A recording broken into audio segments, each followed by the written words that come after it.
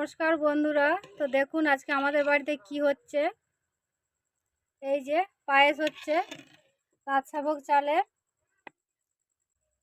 তো দেখুন আমাদের বাড়িতে আজকে পায়েসকে রান্না করছে। দেখুন নতুন অতিথি। দেখুন বন্ধুরা, এই যে আমার বোন।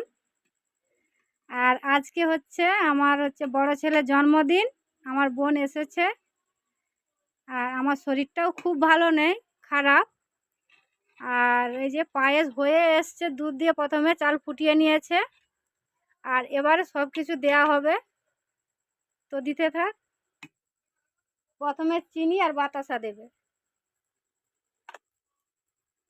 প্রথমে বাতাসা দিয়ে দিচ্ছি, পরে চিনিটা দিচ্ছি। ও, দিয়ে দে। বাতাসাগুলো আগে দে। ওভেনের আঁচটা একটু কমিয়ে দেবন। কমানো আছে? ওইটা দিয়ে কিছুক্ষণ নাড়।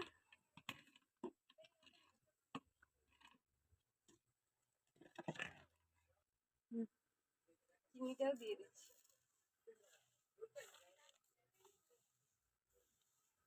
এখানে চিনি বাতাসা, চিনি রয়েছে 500 আর বাতাসা হচ্ছে 500। 500 চিনি 500 বাতাসা মিলে 1 কিলো। চিনি বাতাসা দেয়া হয়ে গেছে দেখুন।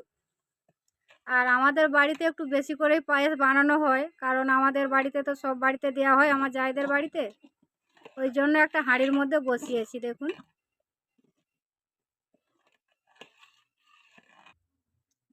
এবারে কি দিবি রে? এলাচটা দিয়ে দিচ্ছি। আচ্ছা, দিয়ে দে। তো ওখানে 10টা মতো এলাচ থেঁতো করে রেখেছিলাম, এই যে দিয়ে দিল। এবারে দিয়ে দিচ্ছি তেজপাতা আর কাজু কিশমিশ। আচ্ছা, দিয়ে দে।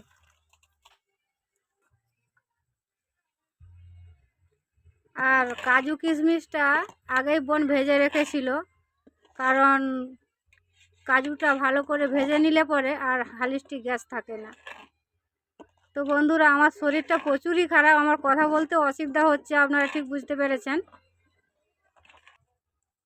আর এখানে দেখুন 1 কিলো আমল দুধ গরম জল দিয়ে গুলে রেখেছে। আর এইখানে 1 কিলো গরুর দুধ আগে থেকে চাল সিদ্ধ করে একবার কমপ্লিট করে নিয়েছে। তো এবারে আমল দুধটা দিয়ে দিচ্ছে। এবারে আমল দুধটা দিয়ে দিচ্ছি। ঠিক আছে, দিয়ে দে।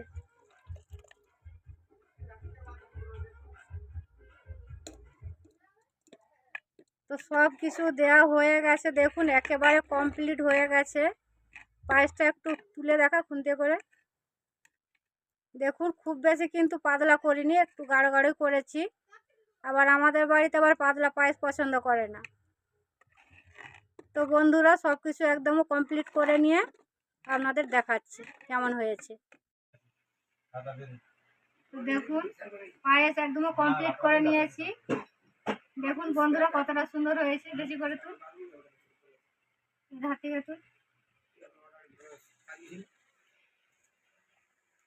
আর পায়েসটা আমি একেবারে দেখুন গাঢ় গাঢ় করেছি, চাপ চাপ করেছি। আর এইখানে দেখুন মিষ্টি নিয়ে এসছে আপনাদের দাদা ভাই। তো বাড়িতে মিষ্টি রয়েছে, দুটো আমার ছেলেকে দিয়েছি। তো বন্ধুরা, আজকের এই রেসিপি যদি আপনাদের কাছে ভালো লেগে থাকে অবশ্যই লাইক কমেন্ট শেয়ার করবেন। এবং আপনারা যদি ইউটিউব থেকে ভিডিওটি দেখে থাকেন নিত্য নতুন রেসিপি দেখার জন্য অবশ্যই চ্যানেলটিকে সাবস্ক্রাইব করে নেবেন।